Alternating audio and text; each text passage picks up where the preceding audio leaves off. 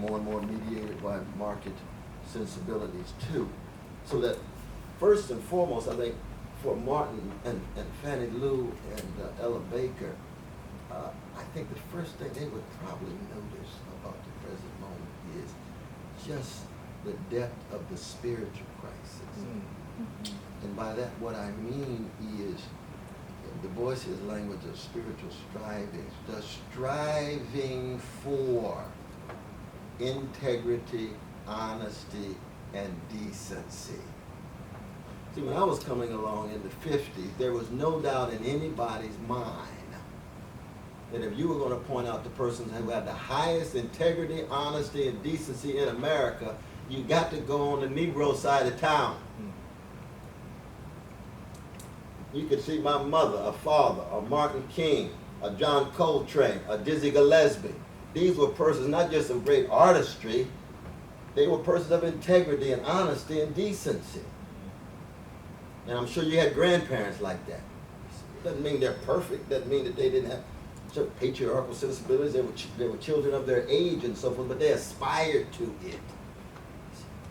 And what has happened as a result of the marketization and, of course, integration as well is, Du Bois has this wonderful line in the next to last paragraph of the first chapter of Souls of Black. Well, this Du Bois, 1903. He was talking about what happened with the black spirit is integrated into the dusty desert of the land of smartness and dollars. Mm-hmm. And that's 1903. He didn't know about smartphones.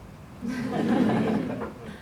you can just hear him saying that the phones be smart and be wise. You just hear him saying, of course you need the dollars. Dollars makes a difference. The cupidity, love of money is going to devour your soul. You're going to have a level of spiritual malnutrition that your great-grandparents didn't have under one of the most vicious forms of terrorism known to humankind, called Jim Crow Senior, because we still living under Jim Crow Junior. What was it about these people? They could be so spiritually rich. That's what Ellen took for granted. That's what Martin took for granted. Yeah. Malcolm could take it for granted. What was it about just Reverend Elijah Poole, Baptist preacher out of gut bucket Jim Crow, Georgia, that undergo conversion, become the Honorable Elijah Muhammad? Such impact on those that the whole society had given up on, including black leaders sometimes. And then here comes a Malcolm X. Here comes a Louis Farrakhan and so forth and so on. And whether you agree or disagree, that's not the question right now. One thing you cannot deny is it was Elijah's love that helped resurrect them, and their gifts are undeniable. Now how they use them, we can talk about it. That's the transformation. That they would look around and say, what happened to that spiritual linkage? Curtis Mayfield goes to Howard University and sees two geniuses in the same dorm room, Leon Hudson and Donny Hathaway, and says, you're going to be part of Kirkdom. You're going to be part of my label. Hey, we haven't graduated yet. I know graduate, but I got a place for you. How come? Because you're part of a tradition. That's Curtis, dropped out of 8th grade, genius, wrote Gypsy Woman at 14. I'm so proud, teenager. And he ain't even started yet, on his way. Superfly another song. See, it was that sense of continually bringing in such a way that you're trying to get them to give their gifts. You're not trying to somehow view them as extensions of you or manipulating them or dominating them. It's not to say they didn't have potential. There was a break between Curtis and Donnie. They wrote one song together called Suffer. But the break was a genuine break. People do break. But it was that spiritual, in my spiritual, I'm not talking about something ephemeral. Y'all understand what I'm talking about? Integrity, honesty, decency. These are some of the most important things in our human life. So you raise a question today. I was just with Brother Sharp, and we're at the funeral of one of the greatest persons I've met in my life, Lois Elizabeth McKee. She's the mother of Dwight McKee. Dwight McKee is a Tower Republican intellectual who was a mentor of Jesse Jackson and Al Sharpton. He's my dear brother. Jesse spoke from his mother's hospital room. You know, his mother just died. It was 2 days ago in South Carolina. Sharpton spoke and I spoke. Now I haven't interacted with Sharpton in 3.5 years. He's had some differences. But I love the Negro and he loves me. but there, you know, you reflect on the levels of integrity of a Martin or a Fannie Lou, and then you look at an Al Sharpton. That's called decline. That's called drop. Spiritually, rhetorically, he's very gifted. He's clever. He is my brother. He's a child of God. I tell the Negro the truth. Somebody tell me I sing like Donny Hathaway, tell me the truth. No, Negro, you don't. Nothing wrong with the truth. Truth is bigger than all of us. We have to be honest with one another. See what I mean? That's a decline. It's a major decline. When you look at what Du Bois went through under incipient and implicit house arrest at 31 Grace Court, Brooklyn Heights, and the only visitor was the other brother under house arrest, Paul Robeson from Philadelphia, the most popular Negro in the whole world, 1939, under house arrest in 1950s. That's integrity. I don't agree with their views about the Soviet Union. So what? I recognize integrity, taking a stand, refusing to sell out. And the reason they did it was they really did have genuine commitment and conviction in terms of telling the truth about black suffering, suffering of oppressed people all around the world. And they were willing to pay a cost and take a risk. That's less and less the case. Right.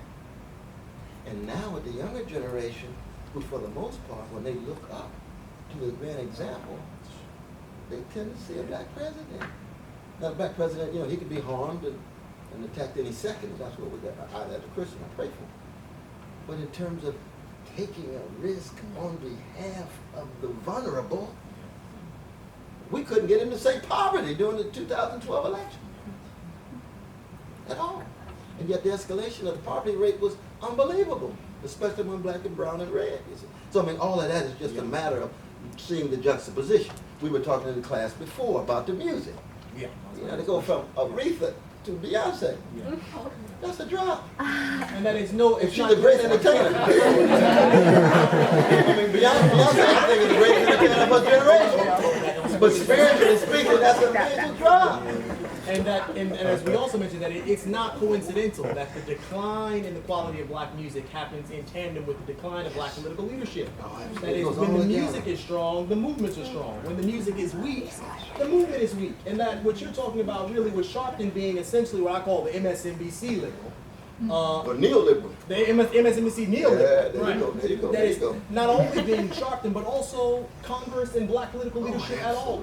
You know, mayors and commissioners, and it's across the board. And so my question is, if, as you discuss in Black Prophetic Fire, that part of Douglas's legacy is about his willingness and ability to put pressure on the president, that we can't think about Lincoln without thinking about Douglas.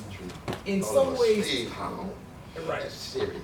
So how, if that is the case, to what extent are we on the left, those who are on the left, to sort of blame for the condition that we have, in the sense that what real pressure? I can think of one hand, other than you, I can't really think of maybe one or two others, right, who have actually been critical openly about the Obama presidency, because there's been this fear on the left, particularly among the black left, that to critique the president is to reinscribe the types of vicious racism that's going on the other side of the right. So what is this in between, this kind of tightrope between being able to reject the conservatism or the racism undergirding the conservatism of the Republican right, while still being willing to bring prophetic critique to bear? What has happened? Is it our fault that Obama hasn't done as much as he could because the pressure wasn't there? Well, he received the pressure from the Ferguson brothers. Well, exactly. The reform in the police department was not a result of the election in St. Louis and Ferguson. It was sheer social motion and pressure that led to some of the reform. But I think that there is a sense in which, I just happen to be one little small voice that happened to have a little brief celebrity status. And therefore I might be slightly more visible than a lot of others. But you got, you know, Black Agenda Report, Brother Jim Absolutely, yeah. Ford and Sister Margaret Beverly and Bruce Dixon and so many. It's not that it's not fair, it's that it's been suffocated by this, yeah. Robert Kelly, there's a whole wave of them. But I do think that it's very difficult to go against black folk, whether they're sleepwalking or awake, and still convince them that you still love them. It's a very difficult thing. And yet it's impossible not to love black people and also not be wounded and scarred by black people. So Martin Luther King Jr. recalled, you know, when I was in just Chicago again at the funeral this weekend with Brother Sharpton and Dwight and his family. I was at Clay Evans' church, his Fellowship Missionary Baptist Church. It was the only church that allowed Martin in Chicago when he went there in 1965. All the other black ministers were afraid. They were niggerized. There was only 2 churches in Detroit, apart from Memorial, that produced Anita Baker and Jesse Noah, musically, artistically. It was off from Memorial. And there was another church as well. So that the later Martin was so wounded by black people. 55% of black people disapproved of Martin right before he died because he was unpatriotic. Carl Rowan, you all know Carl Rowan, vicious piece in Reader's Digest the summer before Martin died. Martin's un-American, he ought to be ashamed of himself. He sent back the black movement 3 generations, ... And Martin was thinking like, God, I've been trying to love. I've been to jail 31 times. They tried to kill me, my wife. I got stabbed.